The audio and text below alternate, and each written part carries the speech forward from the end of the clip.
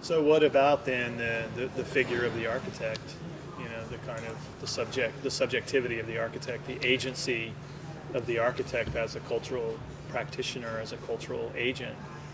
You know, relative to, you know, is it Sure. it's all about sharing now, and the idea, are we presiding over a contracted territory or a compromised territory, or is the modality much more, you know, the hero architect is now lost tragically, or not tragically, depending on your point of view, and it is about collaboration, as one speaker talked about. It's not about, you know, what about the figure of the architect? What's durable in the figure of the architect that sustains all of these shifts? Sure.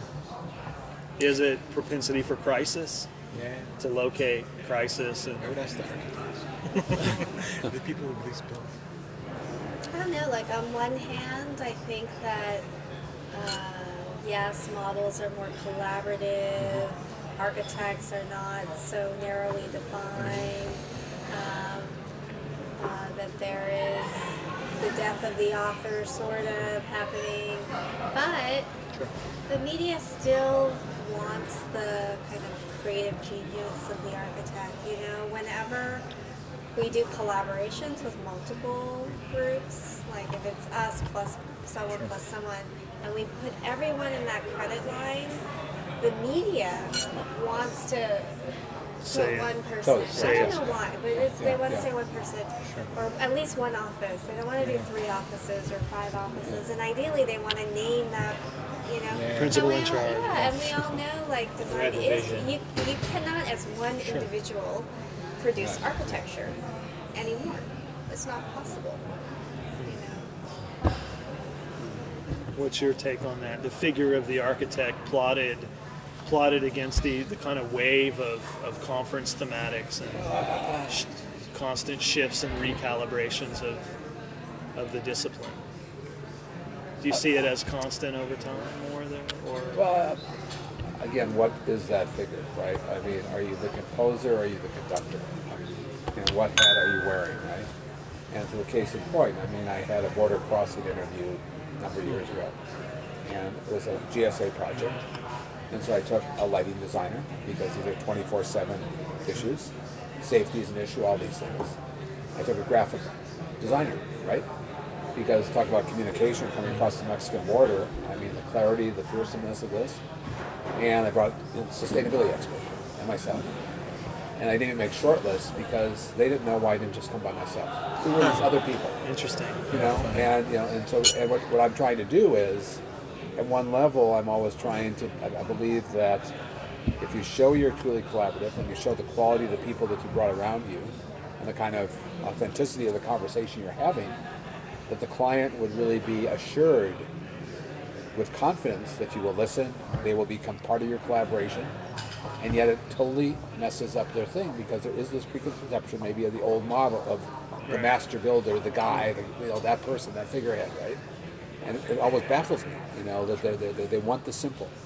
I mean, it's a hard enough thing for them to intellectually comprehend, and so they want to simplify it rather than complicate it, right? And even in this world, I mean, it's like branding, it's like whatever. I mean, it's just that specificity, right? I mean, it's, and so I guess I've always sort of operated for a long time in that, I'm pretty good at spiriting the conversation and challenging the dialogue. And whatever that role is, it's about that ability that I've been lucky at from both the client side as well as the team side. And somebody, has to, it isn't just an equal vote at the end of the best thing. There's also that responsibility of being part of that and respecting and who does the, where is that? The best things that sort of happen, the best things that happen are that when you choreograph this process of the client having their input and feeling totally empowered, such that when they see your first conceptual presentation, they see themselves reflected and they take ownership. Okay, I mean, to me that's the ultimate rush. I mean, that's the ultimate rush when suddenly you know that without this sort of choreography you've sort of crafted, not deviously, just because that's your tool. Right. This is what you're doing, right? And you truly see them take credit. I remember when I did Teen Central and it was opened, and the young woman that was the chairman of the teen council went on this whole riff of what they had all done. Okay, they had done this, and they had made this choice, and that color over there, that was us, right? And then her gesture was just, and Will, thanks for listening.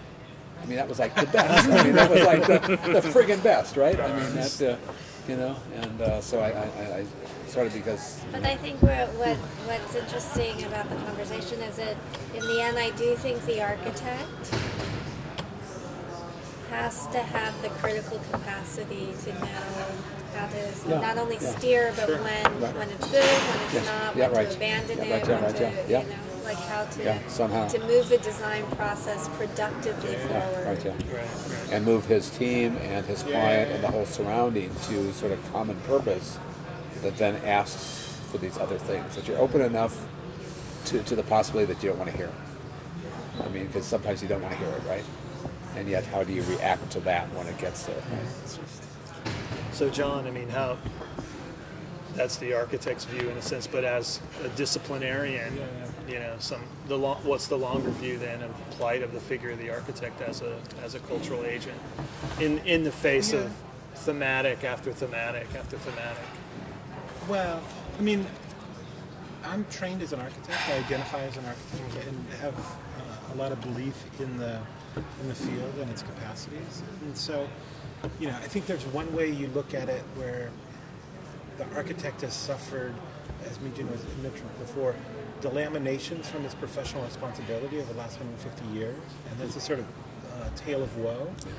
But I also think, you know, there is something to being the synthetic thinker, and my only difference between the vision of the architect's always been is reflected in these comments, where I don't think it's like the Moses figure where you come down with the tablets and it's there and you implement that. Right.